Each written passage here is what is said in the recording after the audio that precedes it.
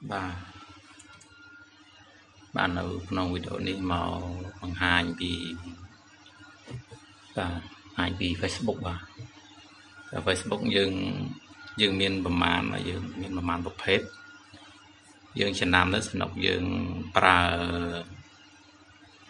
tu sạp với dương ai pra bàn Facebook dương thì vô thì mỗi ở sau ấy nó nghe thao website dươngចូលđược website và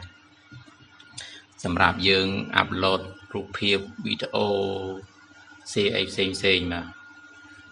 ឬក៏យើងចង់ទុកអីនៅក្នុង Facebook បាទក្នុង website ហើយសញ្ញាសញ្ញានេះគឺនឹងសញ្ញាមិនទេគាត់នៅសម្គាល់សញ្ញានេះហៅ Messenger សម្រាប់យើងឆាតបាទយើងឆាតជែកបាទហើយក្នុង Messenger ជួនកាលយើងផ្ញើ website គឺអត់ឃើញទេគេប្លុកចឹងខ្ញុំចង់អធិប្បាយប្រាប់ថាFacebook គឺវាមាននេះគឺហៅប្រភេទស្រាលបាទណាហើយក្នុង Facebook មួយហ្នឹងគឺយើងអាចបានប្រើបានពីរហៅថាយល់បាទណាខ្ញុំបើកឲ្យយើងមើលប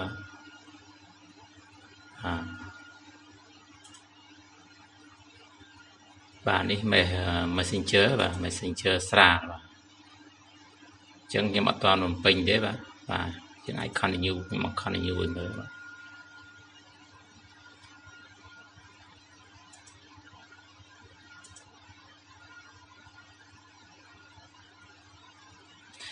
ាទយើងអត់ទាន់មានឆាតអីទេស្អាតបាទហើយនេះគឺរូបមួយទៀតដែលមើលមកខ្ញុំនេះគឺ shortcut បាទដែលយើងខ្ជិលចុចឡើងយើងយក shortcut ចេញមួយមកវាមកដល់តែម្ដងមកដល់មក Facebook មកនឹងប្រភេទស្រាលបាទប្រភេទស្រាលហើយនេះគឺនេះហៅថាចំទូហ្មង original បាទដើមមកវាគឺនេះបាទ Facebook បាទ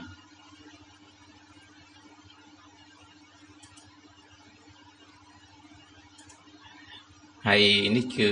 Messenger បាទ Messenger original ដែរនេះហើយនេះគឺដៃគូជាមួយនឹង original គេហៅយល់បាទយល់ Facebook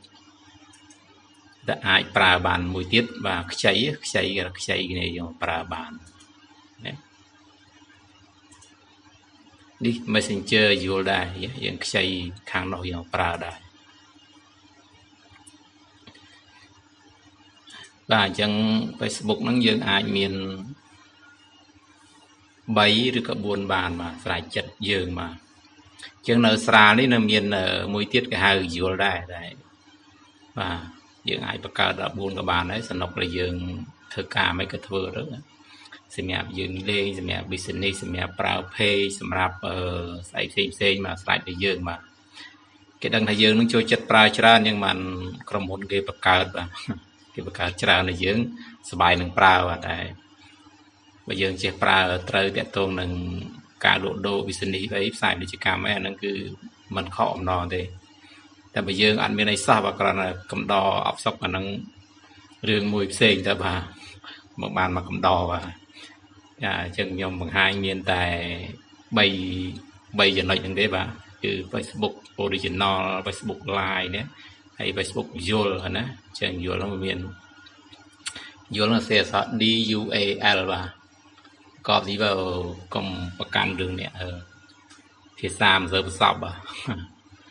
អត់ប្រកែកនិយាយប្រសពភាសាទេបាទអញ្ចឹង